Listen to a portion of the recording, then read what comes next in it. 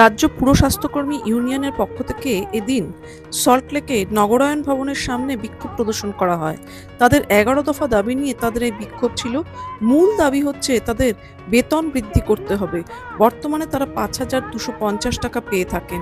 তাদের দাবি তাদেরকে প্রাথমিকভাবে মা ও শিশুদের নিয়ে কিছু কাজ করতে হবে এরকম আশ্বাস দিয়ে কাজে নেওয়া হয়, কিন্তু এরপরে টিবি রোগীর স্পুটাম অর্থাৎ থুতু ও কফ সংগ্রহ থেকে শুরু করে লেপ্রসি বা কুষ্ঠরোগীকে নিয়ে কাজ করা, এমনকি বর্তমানে ক্যান্সার রোগীকেও নিয়েও তাদের কাজ করতে হয় এবং কাজের কোনো সময়সীমা নেই। সেই অনুযায়ী তাদের বেতন একেবারেই নগণ্য এবং এটাকে বেতন হিসেবেও গণ্য করা যায় না। যদিও তাদেরকে রাজ্য সরকারের তরফ থেকে অনারারিয়াম বা সাম্মানিক হিসেবে দেওয়া হয়, তারা যেহেতু সরাসরি কর্মী নয় বা স্থায়ী কর্মী নয়, তাদের কিন্তু বেতন এখনো পর্যন্ত নেই। এই অনারারিয়াম বা সাম্মানিক পেয়েই তারা আসছেন। এই সামান্য সাম্মানিকে তাদের কোনো রকমে কোনো কাজ হয় না। পাশাপাশি কর্মরত অবস্থায় মৃত্যু হলে তাদেরকে যে সমস্ত ভাতা পাওয়ার কথা সেগুলো তারা পান না। সেই সমস্ত দাবি নিয়ে কিন্তু আজকে তাদের বিক্ষোভ প্রদর্শন হয়। আমরা মূল যে দাবি জানিয়েছি সেটা হচ্ছে অবিলম্বে মাসিক ভাতা বৃদ্ধি করতে হবে। 5,250 টাকায় আজকের দিনের বাজারে চলে না। এক একজনকে 2,500 3,000 জনসংখ্যার মধ্যে কাজ করতে হয়। শিশু থেকে বৃদ্ধ সমস্ত স্বাস্থ্য পরিষেবার কাজ করতে হয়, যেটা অত্যন্ত চাপের। ফলে জনসংখ্যার চাপ কমিয়ে গ্রামীণ আশাদের মতো 1,000 জনসংখ্যায় কাজ করাতে হবে। কোনো কর্মরত অবস্থায় আমাদের অনেক দিদিরা মারা যাচ্ছেন। এর মধ্যেই আমরা চাইছি যে দিদি মারা যাচ্ছে তার পরিবারের হাতে অবসরকালীন ভাতার 5 লক্ষ টাকা যেন তুলে দেওয়া হয়। এই টাকাটা দিতে হবে এবং যে দিদিদের 60-এর উপর বয়স হয়ে যাচ্ছে কিন্তু শারীরিক কারণে অসুস্থ হয়ে পড়ছেন, কর্মক্ষমতা হারাচ্ছে, সেই দিদিদেরকে অবসর গ্রহণের সুযোগ দিতে হবে। এককালীন অবসরকালীন যে ভাতা 5 লক্ষ টাকা, সেই টাকা দিয়ে অবসর গ্রহণের সুযোগ করে দেয়া। মাতৃত্বকালীন ছুটি, মেডিকেল লিভ, সিএল, ইএল, এইরকম যে ছুটিগুলো, সরকারি ছুটিগুলো অন্যান্য সরকারি কর্মচারীরা পায়, সেই ছুটি দিতে হবে। আমাদের দাবি ছিল বর্তমান বাজার মূল্য ধরে বেতন বৃদ্ধি করতে হবে, কারণ এই মূল্য বৃদ্ধির বাজারে মাত্র আমরা 5,250 টাকা বেতন পাই। সেটা আমরা একেবারেই চালাতে পারছি না।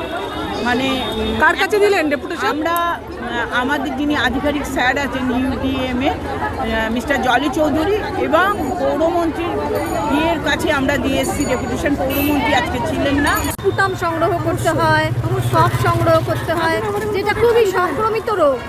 হ্যাঁ, সেটা আমাদের হয়ে গেলে পরে আমাদের পরিবারও হতে পারে, তার জন্য দায়বদ্ধ কেউ না, সেটা আমরাই। তাতে যদি আপনাদের মৃত্যুও হয়, কিছু মৃত্যুকালীনও না হবে না তো, আমাদের দিয়ে কাজ করিয়ে যাবে। যা কাজ আছে সব কাজ আমাদের করিয়ে দিয়ে যাবে, করিয়ে নেবে তারা, কিন্তু তাদের দায়বদ্ধ যে আমাদের জন্য, যে আমার পরিবারের জন্য, সেই দায়বদ্ধতা তারা নেবে।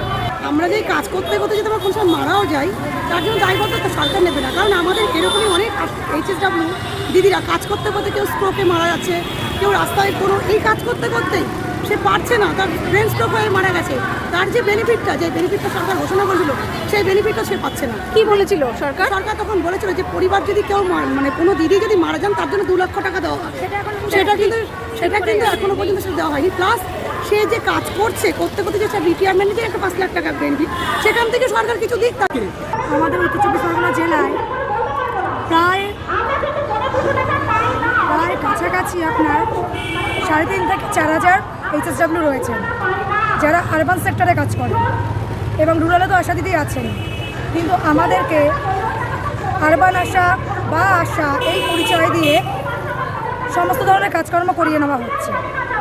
মূলত আমরা যখন প্রথম কাজে ঢুকি আমাদের বলা হয়েছিল মা এবং শিশুর ওপর কাজ করতে হবে, 12:30 থেকে 4:30 আমাদের ডিউটি টাইম হবে, আর পোলিওর সময় পোলিওগুলো আমাদের বাড়ি বাড়ি গিয়ে বলে আসতে হবে এবং বাচ্চাদের ডেকে এনে পোলিও খাওয়াতে হবে। এইটুকু আমাদের কাজের পরিসীমা বেঁধে দেওয়া হয়েছিল। কিন্তু পরবর্তীকালে আমরা দেখছি প্রতি মাসে উত্তরোত্তর আমাদের কাজের চাপ বাড়ছে। আমাদেরকে দিয়ে জন্ম থেকে শুরু করে মৃত্যু অবধি যত ধরনের পরিষেবা দেওয়া সম্ভব, তার সঙ্গে দুয়ারে, স্কুলে এবং রাজ্য এবং কেন্দ্রের যাবতীয় যা প্রজেক্ট লঞ্চ হচ্ছে, সব প্রজেক্টের হেলথ পারপাস কাজ এবং হেলথের বাইরেও বিভিন্ন ধরনের কাজ করিয়ে নেওয়া হচ্ছে। পরে তারা নগরায়ণ দপ্তরে গিয়ে পুরমন্ত্রী অনুপস্থিতিতে দপ্তরের আধিকারিককে তাদের স্মারকলিপি দিয়ে আসেন।